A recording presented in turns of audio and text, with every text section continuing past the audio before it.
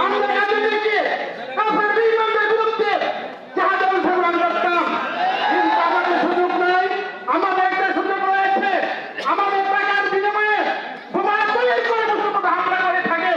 সুতরাং আমরা স্পষ্ট ভাষায় জানিয়ে দিতে চাই, ইসরায়েলের পণ্য বাংলাদেশের চলবে না, চলতে দেওয়া হবে ইনশাআল্লাহ।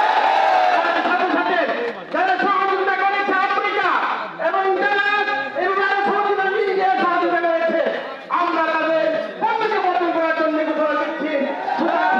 বাংলাদেশ জিন্দাবাদ, ইসলামী আন্দোলন বাংলাদেশ জিন্দাবাদ, জিন্দাবাদ।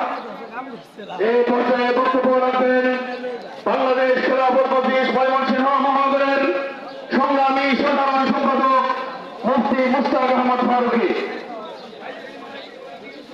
আলহামদুলিল্লাহ রাব্বিল আলামিন ওয়াসসালাতু ওয়াসসালামু আলা সাইয়্যিদিল মুরসালিন।